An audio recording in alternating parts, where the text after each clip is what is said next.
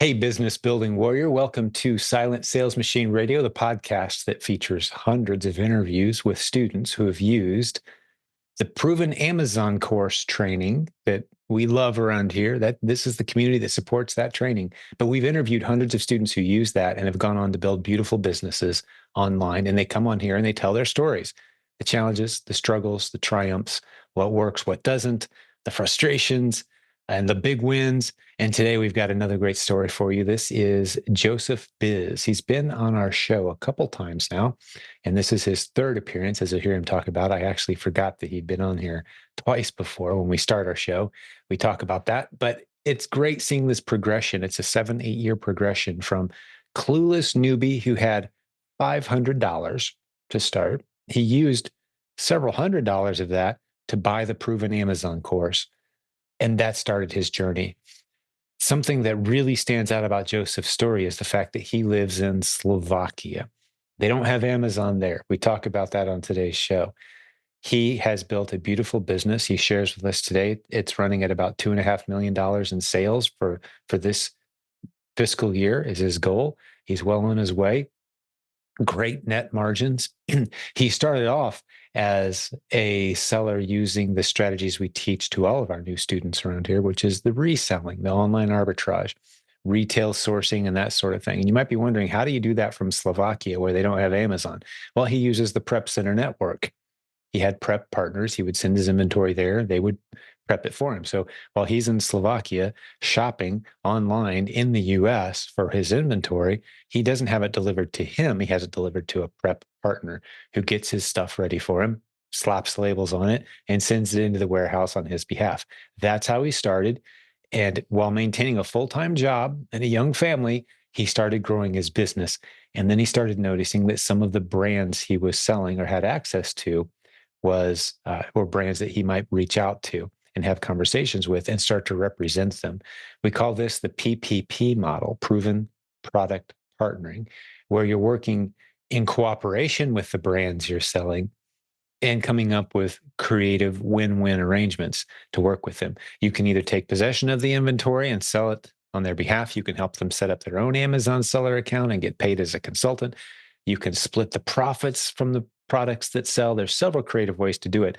One of the modules inside the Proven Amazon course talks about your different strategies that you can use to pursue these win-win arrangements with brands on Amazon. And there are hundreds of thousands of brands that have that opportunity available to you right now because they're underserved brands. And we talk about how to discover those brands on today's show.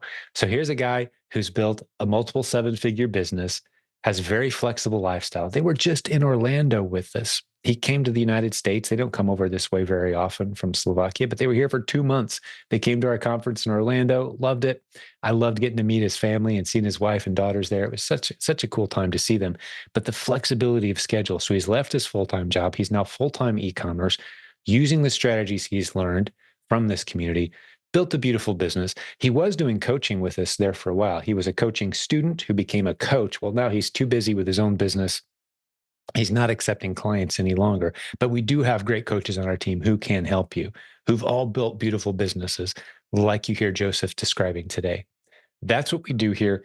This is who we are. And if you're ready to be inspired by someone who's doing it, who has more disadvantages than you have, probably. If you live in the US, you don't have to worry about finding overseas partners to help manage your inventory. You can launch this business right here at home.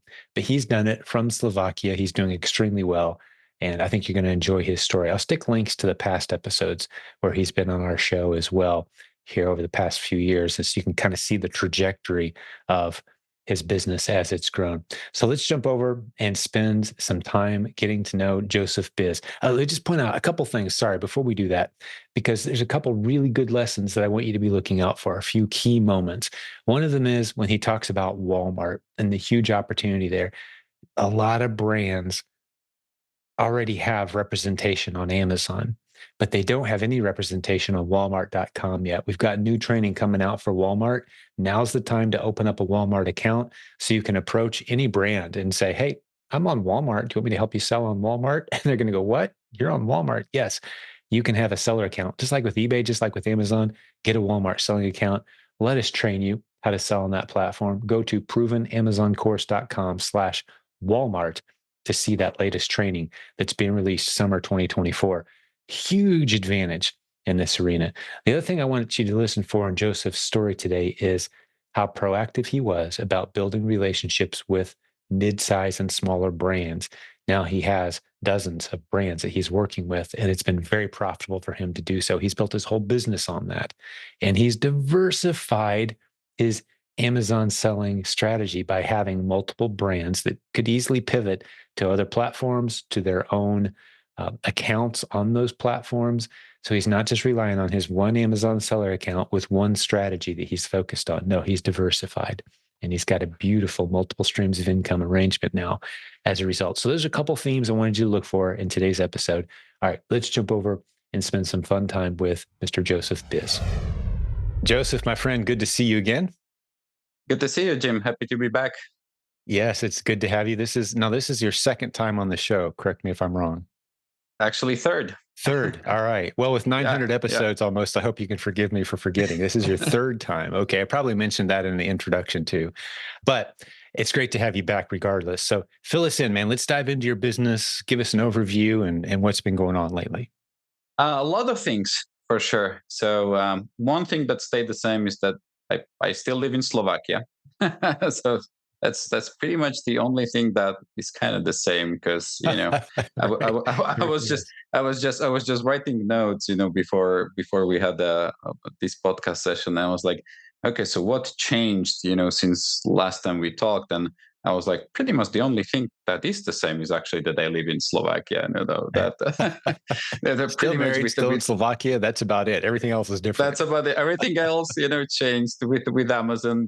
Changing things all the time. So yeah, so I still live here. We still primarily sell on Amazon. We do also sell on Walmart, but the difference is that now we sell in US and in Europe as well, because we had some companies from US that wanted to sell in Europe, and then we wanted to have some companies selling from Europe selling in the US. So nice. Oh, that's going to be fun to dive into. So you've developed some relationships with some of the brands you were selling and helped them get into new markets. Yeah. And with some, we sell on both markets. Mm-hmm. So we sell, let's say, in UK, and we sell in US as well. So, and it's kind of in that space, it's starting to be kind of logistical game. How you're gonna get products from Europe to US. It's gonna be either by ship, or you're gonna send it by air, or how are we gonna ship it from Germany? Different rules from UK and so on. So we started to play that game a little bit. So and it's fun because there is a lot of new things there. But most of the business is still in US. But one thing that would mainly change is, compared to, I think that was 2 years ago when I was in the podcast last time, is that now it kind of already feels like, to me, like a company, where there is me and 4 other people. 3 are overseas, and 1 is from Slovakia, that she just joined me lately. I used to work with her in the past, and we started to work together again. And so before that, it was like, okay, I sell on Amazon. Now it's like, okay, we have a company. Different people are focusing on the different areas of the business, and right. which is actually fun. Which is funny, because I actually never wanted to build a company out of this. This is a funny thing, is that I just wanted to, like, hey, let's just make a few more dollars, selling on Amazon. And 7 years later, 8 years later, it's a company. We are having fun running it, because one of the cool things that we've done is that year by year we actually grew a company just with the money that we had. So we have no loans, we have no nothing. It's like all cash that we had. We reinvested. We have good cash available. I like Dave Ramsey, so he's the one always talking about that. So running a debt-free life, and I really appreciate Dave as well. Something 2 things I appreciate about him, since you brought him up real quick. Mm-hmm. I don't agree with all his takes on everything. Obviously, I mean, that would be a high expectation anyway. But Hmm. two things. I appreciate how bold and upfront he is with his Christianity. It's like, yeah, I'm a Christian, Hmm. and and that's what I have a biblical worldview, and if that repels you, I'm very sorry, but I know no other worldview on which to base my belief system. Right. So I love Correct. that about him. And I also love that he endorsed one of my books, which is pretty cool. So that, that's been 2011, because he was on his rise to fame. But we have a lot of people in our community that do as well. And I fully subscribe to that avoid debt at all costs kind of mentality in personal life and in business. You know, leveraging a decent loan from time to time, though, we have used it to grow our business, but we get out of it very quickly. We don't let the interest compound on us. But yeah, that I love that you've bootstrapped. I didn't realize that about you. So, how much did you start with when you guys first started this 7 years ago? Do you remember? Yeah, I still remember it was $500 that I had, and 400 went to the pack, to the lifetime version. You had So $500 and you bought the lifetime access to the Proven yeah, Amazon so course. yeah, I didn't have much. I was just out of college, and no money saved. Our parents didn't have That's much money, incredible. Now, you so were married yeah. then, right? Have you been married that long? I actually 2000. I started 2016, and I got married 17. So 1 year Okay, so later. this is a year before you got married. You guys have a beautiful family now, which we got to meet at our most recent conference in Orlando. Which that was just great seeing you guys there. But okay, I'm reconnecting the dots in my mind here over your Yeah. story, and I'm sure the listeners will appreciate this as well. So I was just working full time and saving money, and Yeah, every month from the paycheck that I had, I took, like, let's say, 300 euros, and I bought some more inventory, I bought some more inventory, and then I saved money, and I had enough money to pay for coaching.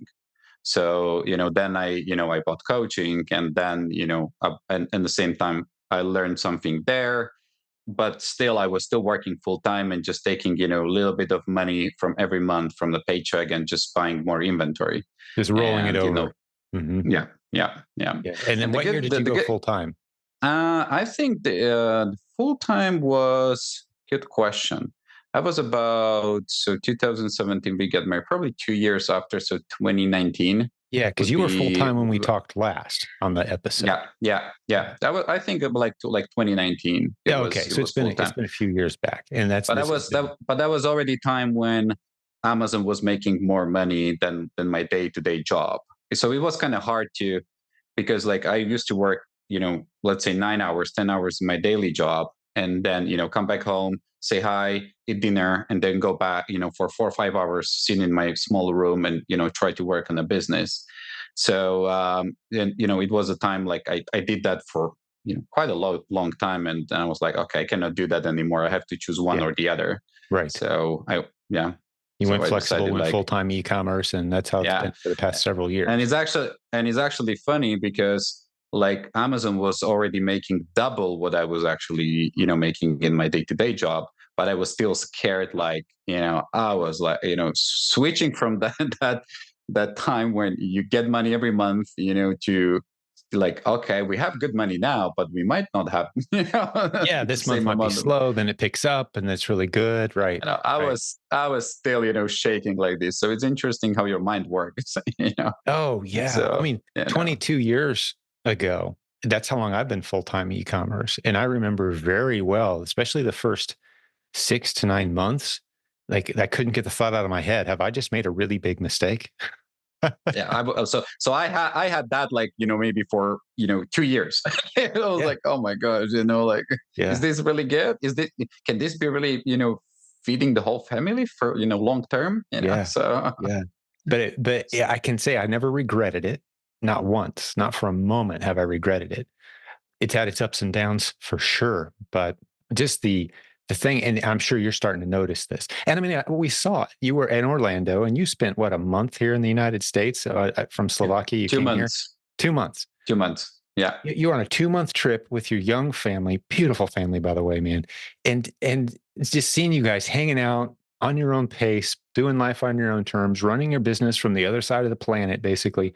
What a beautiful gift you're giving your family for the choice you made. Instead of being gone 9, 10 hours a day, and they get, the tired version of dad in the evenings, except a good Saturday every now and then, right? Now Yeah. it's kind of the opposite. Like, unless dad's focused in his office doing something, he's available. It's Yeah, flexible, right? it's a lot different. I mean, this trip was amazing because I mean, number one, we could go away for 2 months, which otherwise, if you're in a regular work, you cannot go That away never for two happened. months. Never happens. But the cool thing is that what I do pretty much every year since I went full time, except COVID. I mean, during COVID we couldn't travel. But what I do is that at least once a year, I go to US and I visit as many partners in person as I can, as many brand owners in person as I can.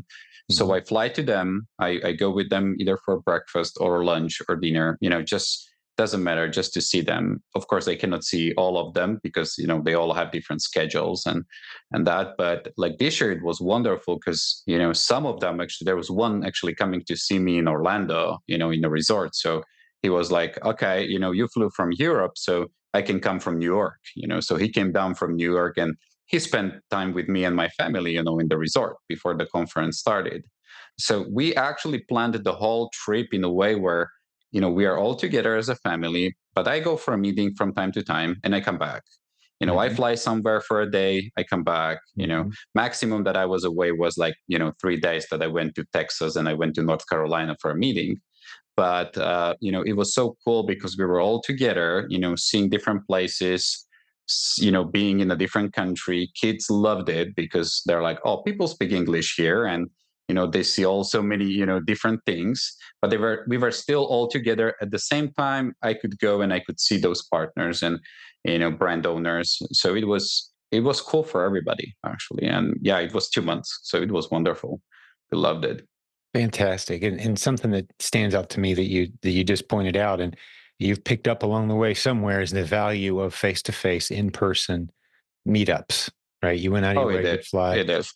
and some people get that and others don't, but it is so powerful. You can move the ball forward so fast, getting face-to-face meetings. And we actually have, I'll illustrate a story. I'm going to give a little props, a shout out to one of our great sponsors of our podcast, Nepedo.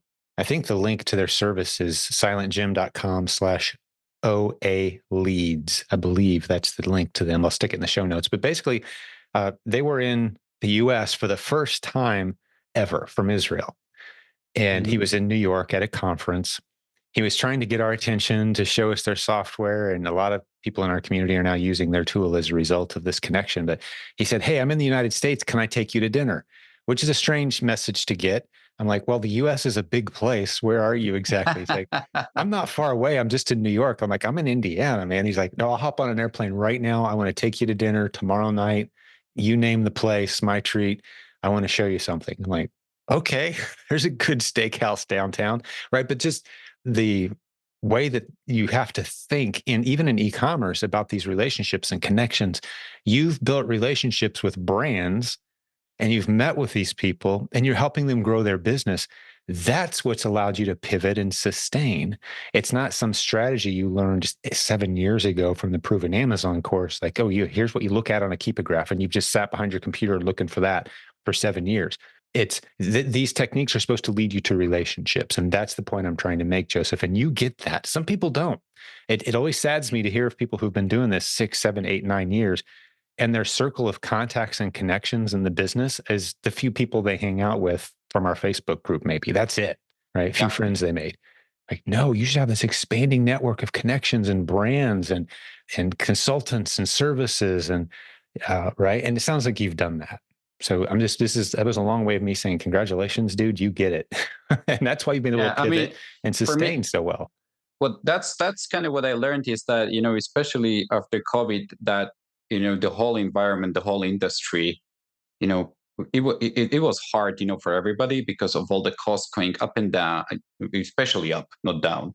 But like changing and not having enough supplies, and nobody knew what's going on, and what's going to change, and if the company actually will be still alive in few months or so. The thing is that when you have that relationship, whenever something bad's happening to them, you help them, but Hmm. other way around as well. If you Hmm. need their help, they will help you as well. Yes. So there was so many times, like now what we do is that when you have a good connection with the brand owner, before they actually do something, they like to, send me a message, or they like to, give me a call and tell me, hey, we're thinking about this. What do you think about that? So it's like it's a different relationship, that I know what's going on in their company, because they see that I'm there honestly trying to help them and help to sell their products and offer their products as much as we can. So it's that relationship that gives you, Mhm. that, I would say, that stability of, okay, whatever is going to happen, we will work it together with that brand. It's not going to be just me there alone, but it's like, okay, if anything is wrong, they'll help me, or I will help them. Mhm. So that's that's Give that's me some much better examples of feeling, that. I'm curious. Give me some without giving away any of your niche So products. one of the examples was that there was a company that sells one of the pet products that we sell, and he bought the company, and they had a product that was selling a couple hundred units a month on Amazon, but margin was very, very low on that. So when we split it margin, he was like, yeah, I'd love to sell on Amazon, but there's just very little margin, there. So we sat down together, and I told him, hey, you know what, this is a 10-ounce package, so how about we create 30-ounce package, and we increase the price, but the shipping cost, the fulfillment cost, is going to be like, it's going to just go from, let's say, $4 to $6. It's not going to be that huge It's not going to difference. triple, right? Yeah, it's not going to Triple the triple. product, So but only a fractional change in shipping. Yeah. yeah. So how about you create a bigger package, so, and that's what he did, we did the math and everything, and he created a 30-ounce, product that when we, and the price was, if you divide it by three, it was actually less than if you were buying, the 10-ounce one. But we increased the price of the 10-ounce much higher, so we have enough margin for the smaller product as well. So Mhm. now he's super happy, and we are happy because we have good margin on both. If somebody wants the smaller package still for whatever reason, you can get it, but it's going to be more expensive because, Sure. all the fees and everything. But you have the option of the bigger one, as well. So that way, we kind of solved it together. Like, okay, it was good product with very little margin. Now we have, good margin, and he's happy. We are happy, as well, because That's a we make it, great example. There's good money. so many little lessons. I bet between the two of us, we could brainstorm 15 or 20 lessons from the story that you just shared. Great example of, I had a conversation with a brand. It's a friend of mine who went to work for a brand that's pretty big, and most of their stuff is either available, by the crate, and you got to spend $1,000 Hmm. or Hmm. $2 or $3, Hmm. right? And they're like, "Hey, we want to get on Amazon." I'm like, "Those price points don't work." Yeah, yeah, You yeah. need some $30 to $50 products. You need to Hmm. repackage and get some products in that sweet spot, size, weight, pricing that really works well on Amazon. And the story you just told is a good example why these brands out there, they're not creating their product around, is this going to work well on Amazon? Size, shape, shipping, weight, all the logistical details. They're not thinking that way. They're just making products for retail typically, because that's Yeah, where in yeah, the real world, 80% of all retail spending is not done online. It's done traditional store shelves. So products are made for that. If you can be the voice that says, hey, I can help you on Amazon with like that, what you just said is a great example. Instead of a 10-ounce where we're making $1 margin, how about a 30-ounce? Now we're making $5 or $6 a sale minimum. And it doesn't hurt us at all yeah. to, Yeah, no, we just repackage. It's going to be almost same label, yep. and we'll still keep the smaller size, just for whoever wants to still get the smaller size, but it's going to Mhm. be more expensive. So they will have an option. So customers are going to be happy; they can choose. We are happy as well. Yeah. And you're So sharing in the revenue. You're not having to, I'm assuming here, correct me if I'm wrong, but it sounds like you've got some kind of profit share arrangement with them. no, actually, we work 100% on the wholesale model. So we buy products So from you are them. buying it from them, taking Yeah, possession and yeah, then selling it, which is really the yeah, same thing at the end of the day. There's several creative ways to yeah. work with a brand. You can take Well, possession of the product or you can share the profits. one thing that I learned is that we, for whatever reason, I'm actually happier if I own the inventory and I have Mhm. it under my control and I know what's going on. So I actually like to tell them, hey, you know what, guys, just prepare the boxes in our warehouse. we'll pay for them and let us do the work. So Mhm. and they're super happy because they get their money pretty fast usually. Right. And we take the products and then we do whatever we want. We test however we want. If we want to test higher pricing, lower pricing, more advertising, lower advertising, so we use our budget to actually most of the time to do that. But I kind of feel happier when in this situation or in this setup. Is So that the arrangement you have with all the brands that you work with? That mhm. you take So possession of the inventory? How many brands yeah, are you working with? Different. right now we do about 25, 30 different brands Yeah, that we beautiful. work with. It And yeah, we do that. I was thinking about that, revenue sharing model and that. But the thing is that I like to be flexible in terms of testing. mhm, And if they need to, let's say, if I have an agreement with them and they say, okay, we're going to invest $200 a month into advertising, for me going and asking them all the time, hey, can we increase it, can we increase it, I want to test something, or can we mhm. increase the price or not.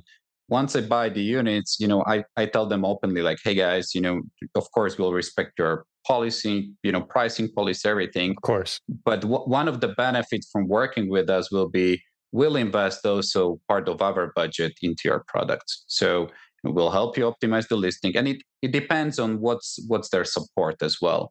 So let's say we invest a lot more if we have an exclusive agreement, of course, than if they have other 3 4 sellers Mhm, on the listing. So mhm. if they have other sellers there, we'll still help them, we'll still invest into advertising of their products.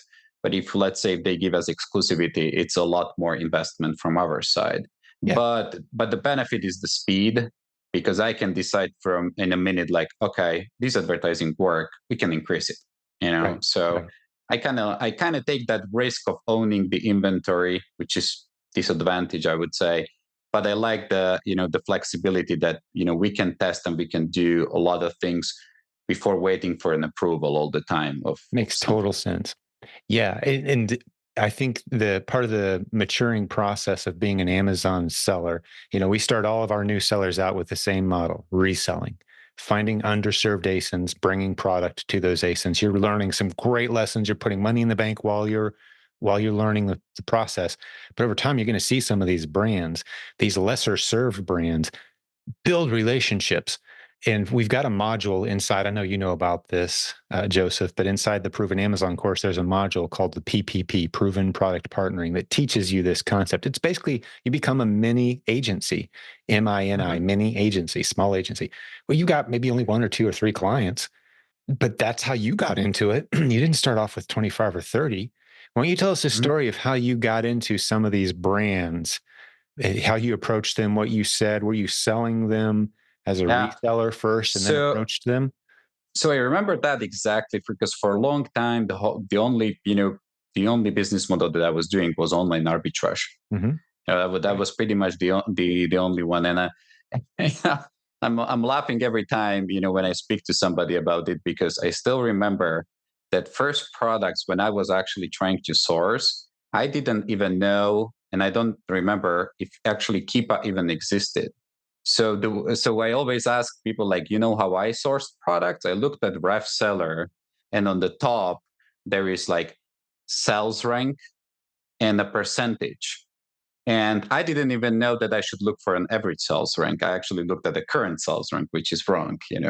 But I was like, if the current sales rank was actually less than 3%, I was buying it. In that category. Yeah, that's all we had there for a long time originally. We're so spoiled with That's such great tools now, that yeah, right now, it's like on the Keepa, you see like all the pricings going up and down, Amazon selling, not selling, like buy exactly. box, giving buy box. No, like at that time, I was like, Rift Seller, current sales rank, which was wrong. I should have looked at the average sales rank, but I was looking at I didn't know, The it current was like, sales rank. Yeah, and even yeah, current sales rank. average can be so misleading depending on how you interpret it. Yeah, As a but status that's, as a statistics guy, I hate averages typically because they give you a false sense of confidence on just about anything you're talking about. Average is a yeah. terrible stat.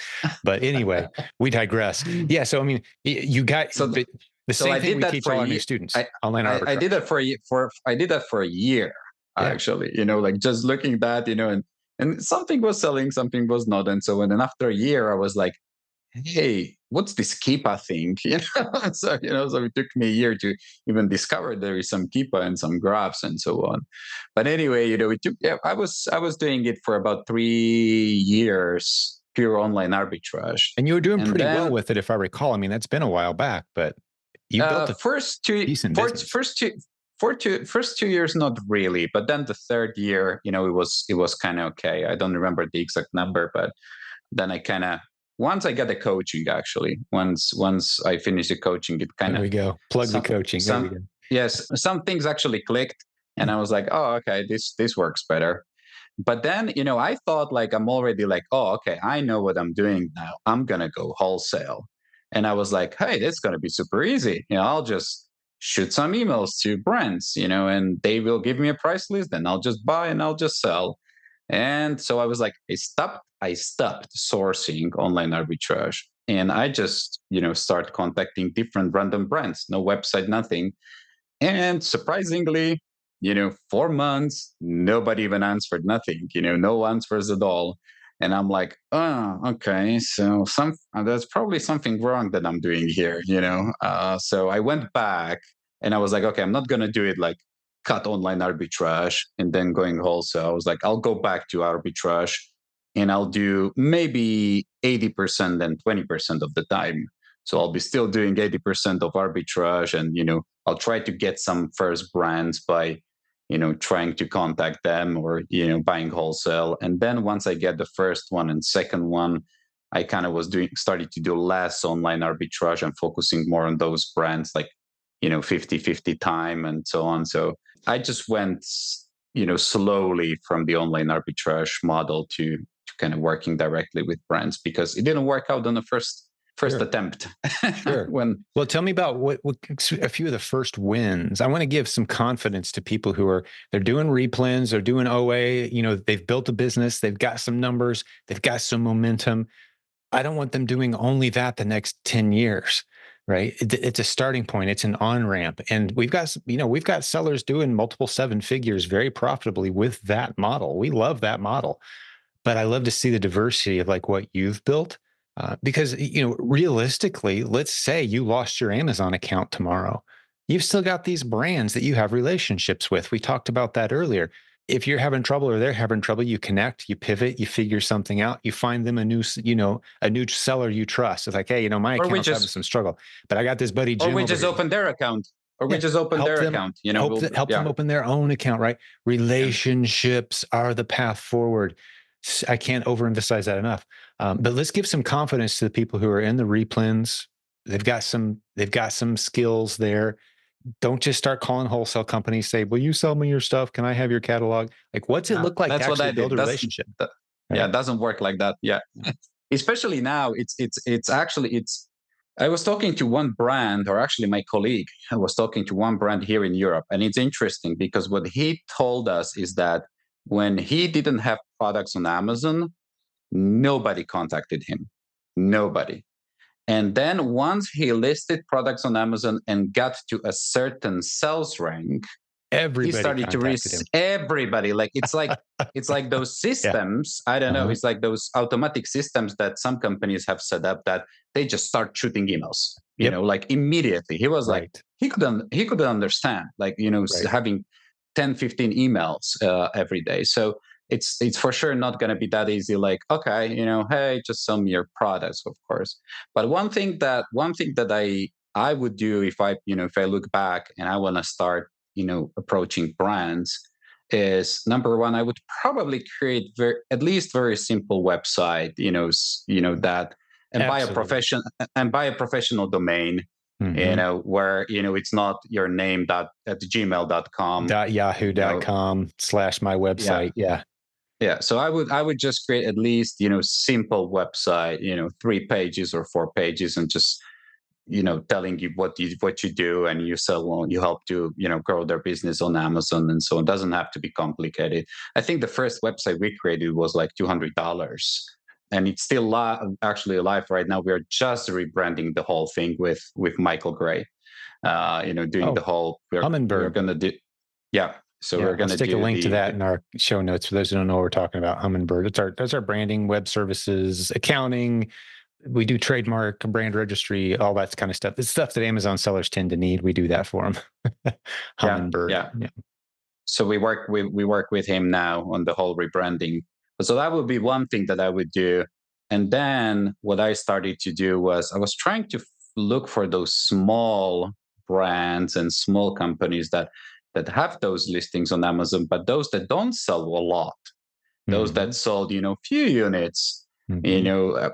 Because for me at that point it didn't really matter that okay, we need a company that's going to be thousands of units every month. No, but I started with those small companies that had like 4 or 5 products and each sold like 4 or 5 units a month. And we told them, hey, can we help you to grow your products on Amazon? And Yep. we'll improve your title and bullet points. And That's there that are hundreds of thousands, I would guess, of ASINs right now that, at least at a bare minimum, that meet the description you just gave. Brands that yeah. sell a few a month. There's a billion ASINs on Amazon. Pardon the interruption. We'll get back to the show in just a moment, but I've got to tell you about the sponsor that we have today, Hummingbird, Humbird, hummingbird.com. There's a link in the show notes. They provide services for all your trademarks, corporate setup, branding, marketing, and tax advising, as well as we enter that time of the year where taxes are on the mind of especially those of us here in the United States. How do you most efficiently handle the challenges of making sure you get all of your deductions, taking care of all your tax concerns, making sure you do it right without paying too much? As an e-commerce seller, as an Amazon business building warrior, they've got some incredible services that you should go check out at hummingbird.com. That's spelled HUMNBIRD.com. Let's get back to the program. There are hundreds of thousands, I would guess, of ASINs right now that, at least at a bare minimum, that meet the description you just gave. Brands that Yeah. sell a few a month. There's a billion ASINs on Amazon. It would take you 32 years to count to a billion. That's how many ASINs are on Amazon in the US alone right now. Yeah. And at least hundreds of thousands, not millions of them, are small, struggling brands with a few that would love to be contacted by a seller who knows the platform Yeah. and Yeah. it makes a win-win pitch. Okay, I want to boost your brand. I want to help you.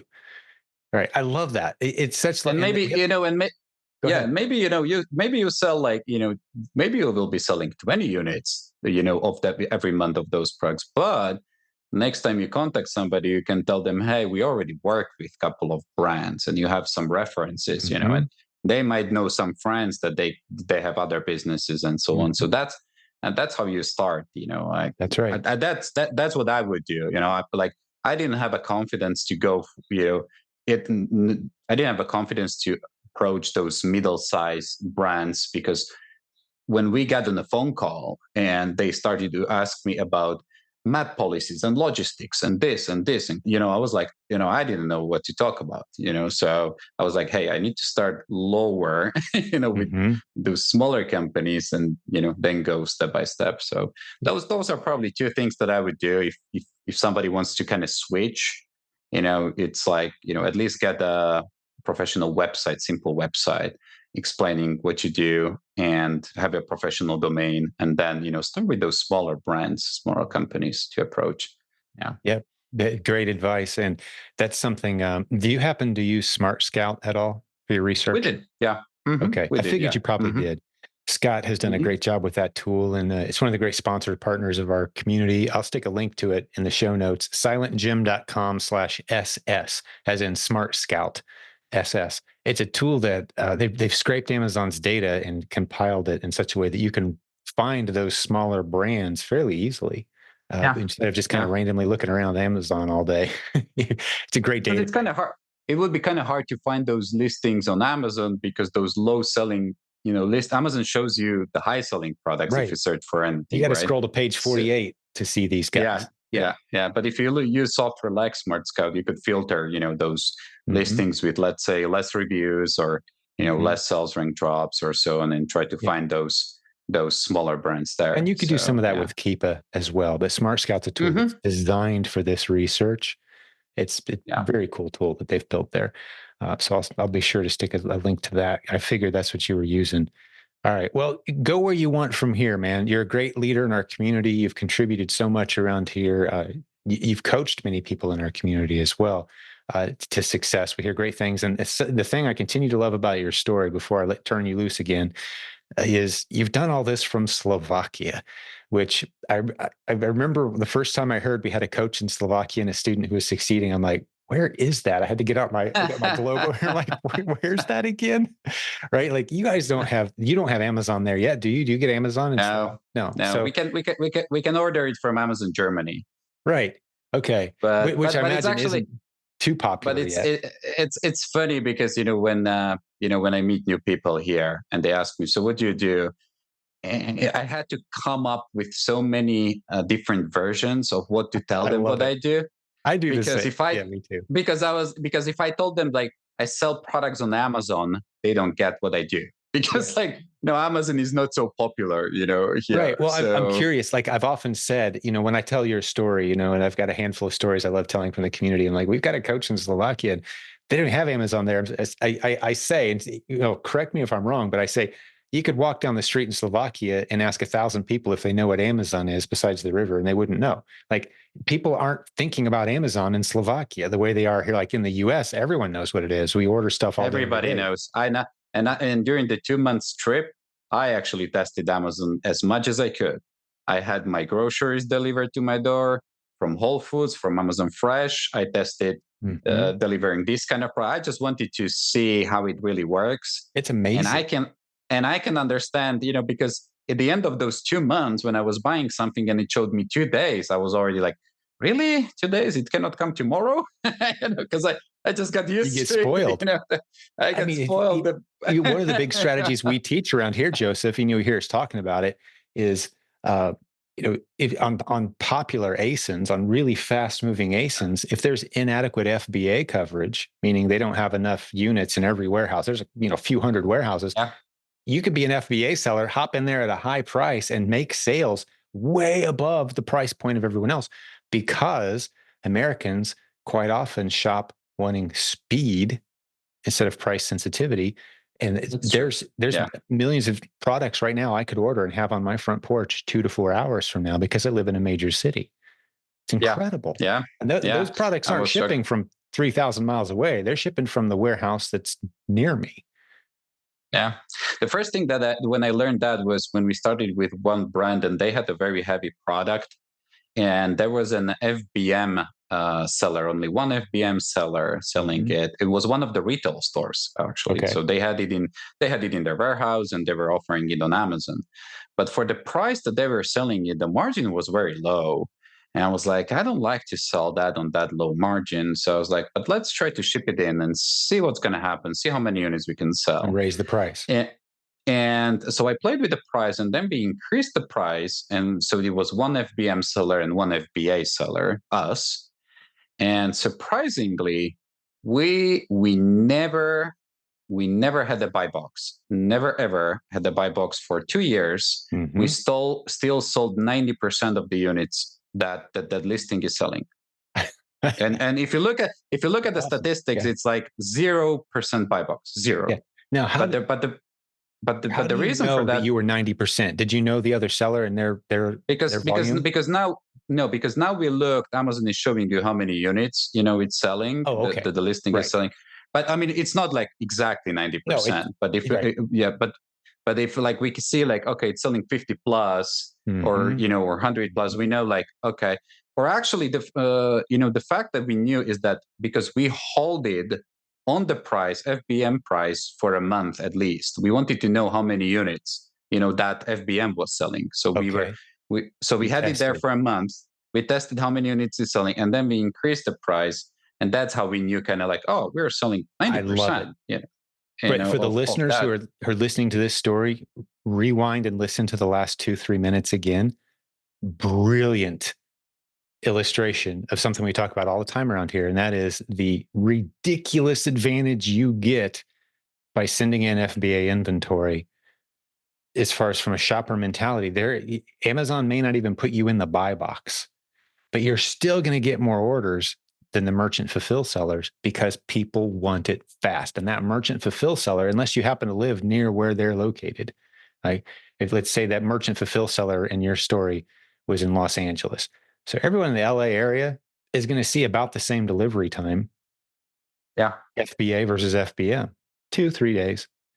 But what about everyone on the East Coast? It's going to take 4 or 5 days to get it there from LA. And you've got FBA inventory sitting in 5 or 6 different warehouses spread across the country. Most people, in this case, 90% of the orders, are going for the higher priced, faster delivery FBA seller who isn't in the buy box. And that's my favorite part of the story. You guys weren't winning the buy box, but you're winning 90%. Not at all. I mean, we're still selling it. And but the thing is that, how people shop, you know how it is, like when they search something and they go and they click a filter prime immediately.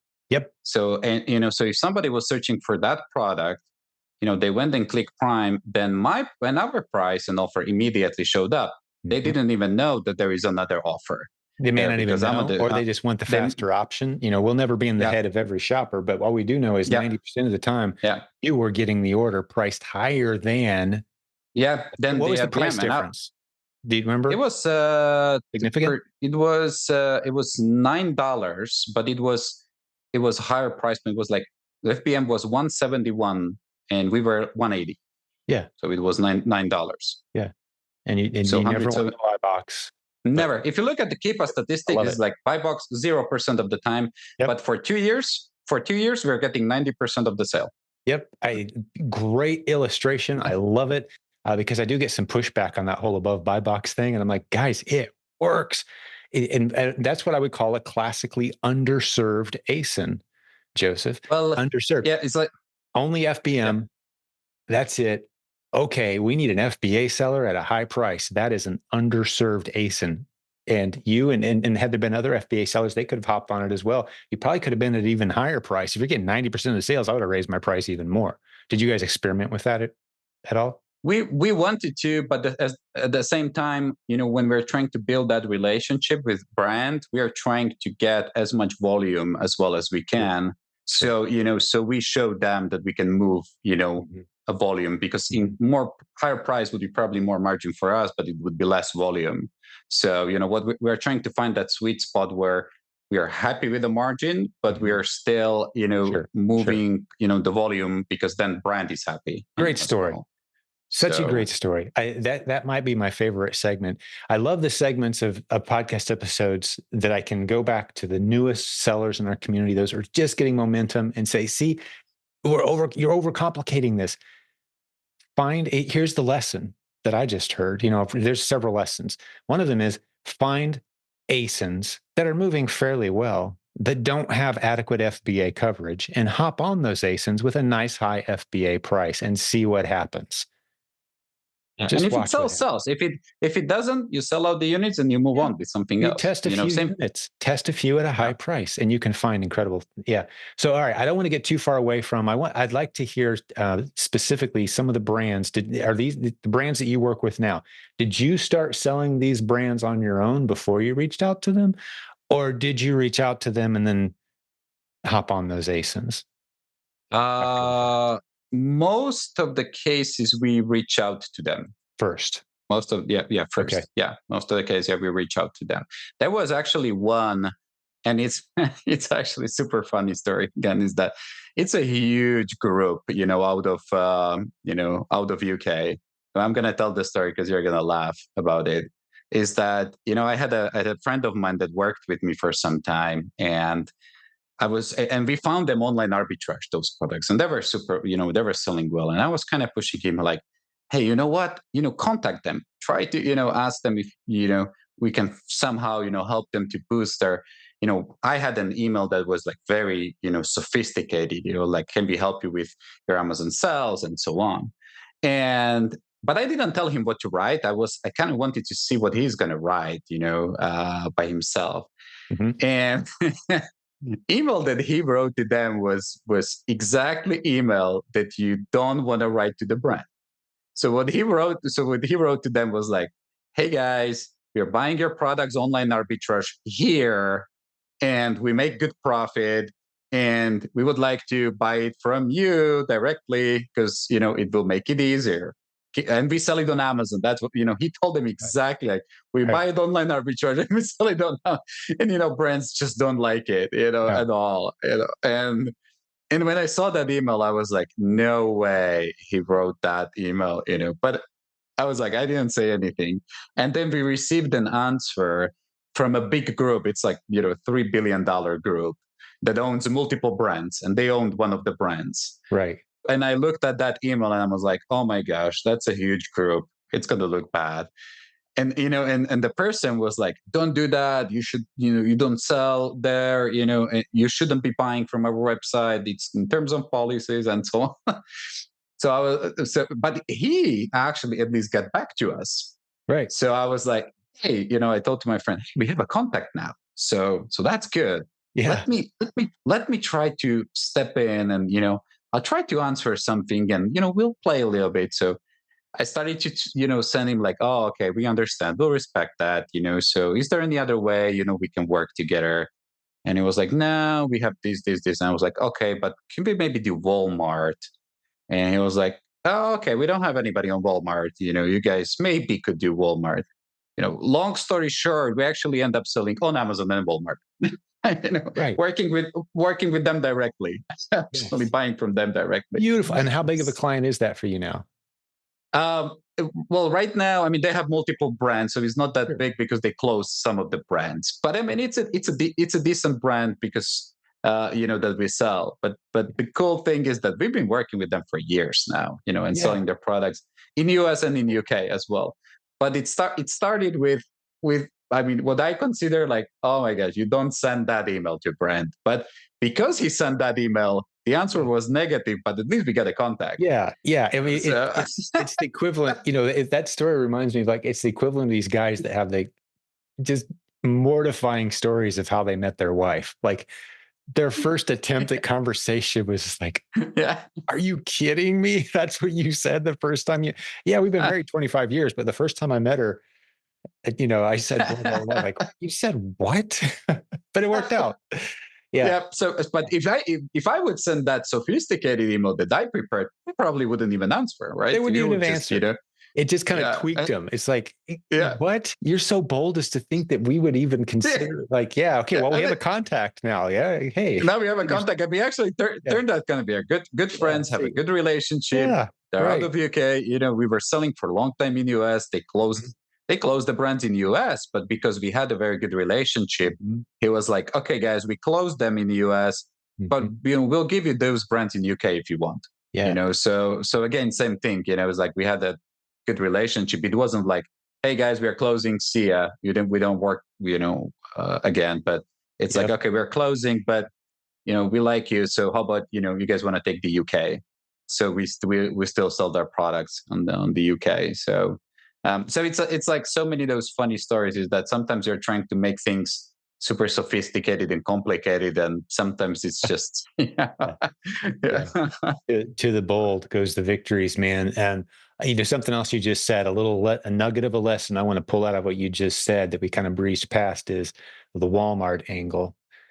It's such a brilliant play right now to go to these mid-tier brands, not the big hmm boys, the mid-tier brands. There's a million of them on Amazon right now that are getting contacted a lot by people saying, "Can I sell your product? Can I sell your product?" And say, "Hey, I want to sell your product on Walmart. I can get you on walmart.com." And like, what? Really? You can do that? Most brands aren't even aware that that's They even a don't even know. thing. They don't even They know. don't even know. Like, whoa, you Yeah, got a yeah, contact at Walmart? Well, yeah, I went to walmart.com/ I learned, open an account and, typed in a few things and started an LLC, and I can sell, kind of like selling on eBay. No more or less yeah. complicated, really. But brands don't know that. And they're very impressed by people who can navigate that landscape. And that can be your foot in the door. And now once you start moving a few units, hey, how about an exclusive on some bundle ideas I've got over on Walmart? Would you mind working with me on that? So you get an advantage over the rest of the crowd by bringing Walmart into the conversation. That's the Yeah, point I wanted to that's make. that's what we are trying to do is telling them also that, hey guys, we can help you with being in US and in Europe if you're interested.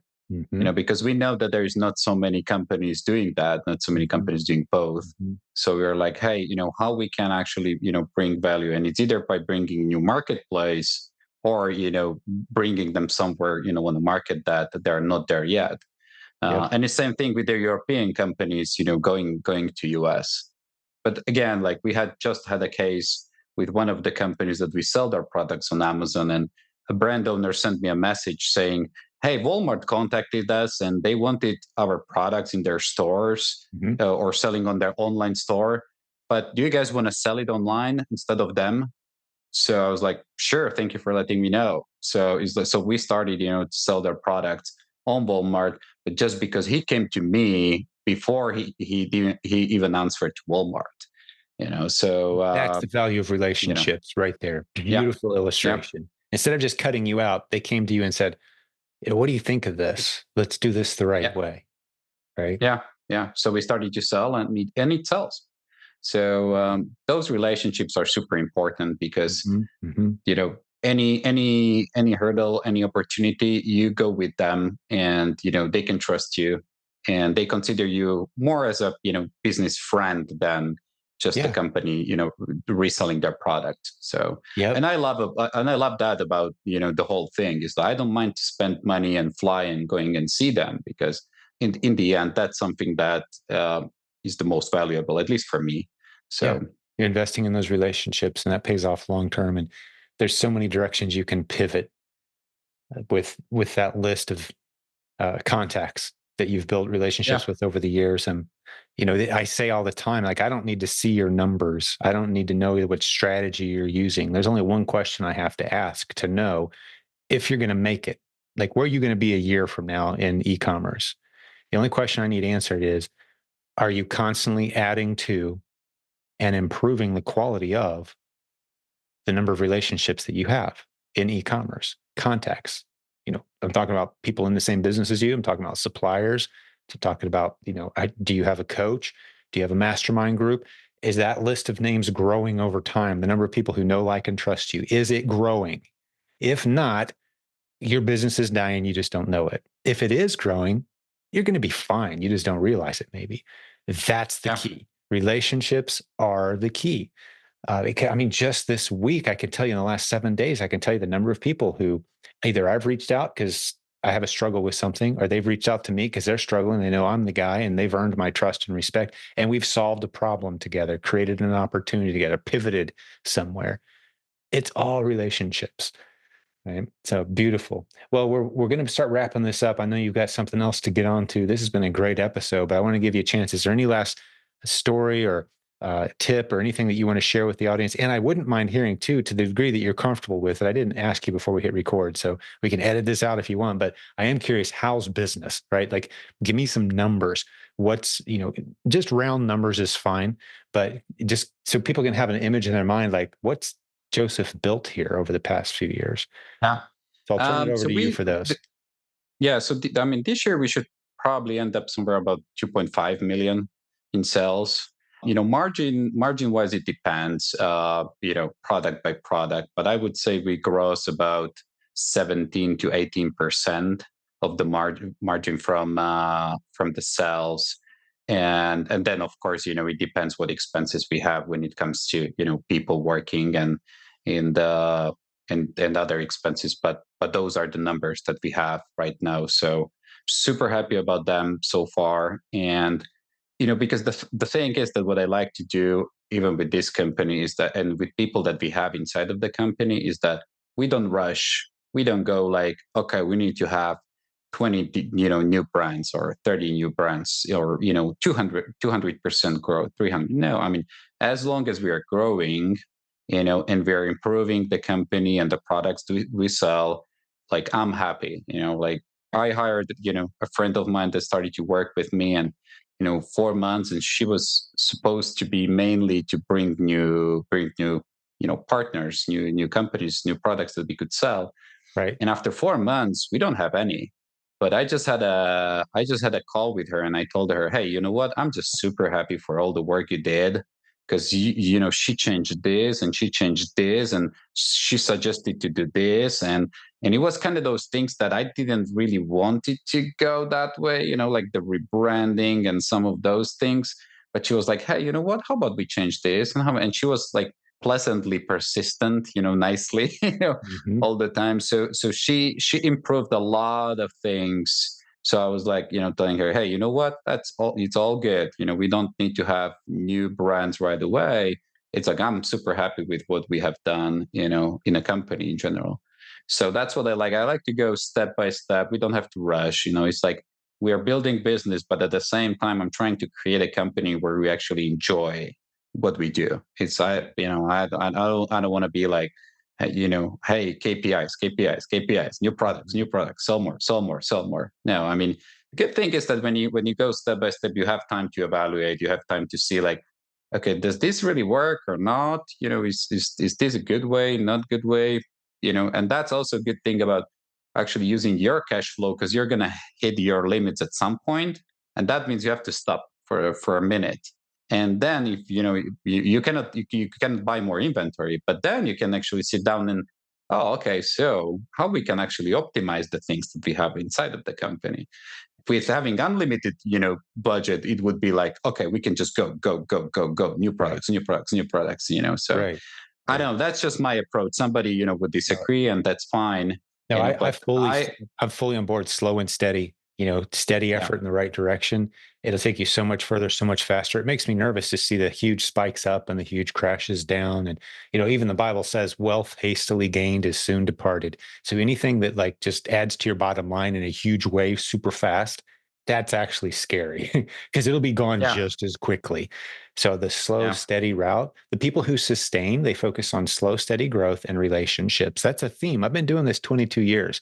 I've noticed the people who last have a slow, steady, they don't take big risks. They don't go leverage a whole bunch of loans, right? They build relationships constantly and they're okay with small, steady steps in the right direction, persistence, discipline, right? Trajectory is a word that's in their vocabulary. I like the Well, you trajectory you think, I believe you think differently. You think differently. When you're more careful with with the your own money, money the for sure. inventory. Yeah, with the inventory you're buying, and it might look like you're going slower, but at the same time, it's like I sleep better. Let's put it this way. Well, we mentioned Dave Ramsey earlier. One of my favorite Dave Yeah, Ramsey yeah. stories. I heard him tell this story in person. He was presenting to a small group of business leaders, and he said, "I had a chance to meet with a billionaire once, and I knew I was going to try to ask him a really good question. And the question I had for him was, what book should I have my entire staff read? Like besides the Bible itself, what's a really good book to help get my team all on the same page and focused and building the business the right way?" And the billionaire pulled out a box of books and said, "Take as many as you want. Take them back to your staff." And it was copies. The billionaire next to his desk always kept hundreds of copies of the children's book, The Tortoise and the Hare. Like, Hmm. that's the Hmm. book he wanted his kid to go read. This is the book that'll get you there, man. Right? Isn't that a great story? So yeah, It's go read it again. it That's a is. great book to read as an adult, by the way. It hits different. It really does. But Interesting. Yeah. Aesop's I mean, Fable. Yep. Good so stuff. I mean, for us, I mean, it's all good. It's like it's challenging, it's fun, but what we definitely enjoy is the lifestyle and the freedom that we have. That we can travel and we can decide like, okay, we want to do this with kids or do this. That was the goal anyway. So like I said at the beginning, I wasn't even planning to build a business out of it at the beginning, Right. but as you were explaining a couple of times in the past, in some of your past recordings, is that you don't have to like what you do at the beginning, but as you are getting good at it, you kind of start enjoying that, You and will. and that was my point. It's like I never, was dreaming about having a company selling products on Amazon or something like that. But as you start making money and you're starting to be good at it, I kind of started to like it. Yeah. And you So build the relationships. And as my good friend and mentor, Rabbi Daniel Lappin says, you'll become very passionate about anything you do if it involves a long line of people lining up to say thank you in the form of certificates of gratitude, also called money. yeah, yeah, You'll become yeah, passionate about it. You will enjoy it. You'll find yourself waking up excited about whatever it is because there's a long line of people being served well who are paying you, yeah. right? Yeah. Beautiful. So Well all done. good here. Very good. Well, this was a great hour for me. I feel encouraged. I hope you do as well, Joseph. But I'm going to talk to the listeners for just a second as we wrap this one up. If you enjoyed this conversation today, good news. We've got hundreds of interviews, including 2 with Joseph in the past, but we're approaching 900 episodes now. And we've sat down hundreds of times with students of the Proven Amazon course, people who've come through our coaching program and built beautiful businesses using the ideas taught in the Proven Amazon course. And if you liked this, scroll back in time on our podcast, check out more episodes. We're so glad you came along for the ride today. If you're ready to get started, reach out to us. There's links at silentjim.com. Go to silentjim.com. Look for the link to get on our schedule, have a conversation with us. We'd love to talk to you about your e-commerce plans. And stick around because we're going to have more great episodes very soon on this channel. Thanks for hanging out with us today. We'll talk to you again very soon. Hey, thanks for hanging out with us today. I hope you enjoyed the episode. Before I let you go, one last reminder, hummingbird.com, today's sponsor for all your trademarks, corporate setup, branding, marketing needs, and yes, tax services as an Amazon e-commerce seller. Book a schedule appointment with them today to take care of all those paperwork things that you don't want to have to mess with. They're really good at it. They'll take good care of you. Tell them I sent you. Hummingbird.com, HUMNBIRD.com. Thanks for being a sponsor of this program. Hey, we'll see you next time.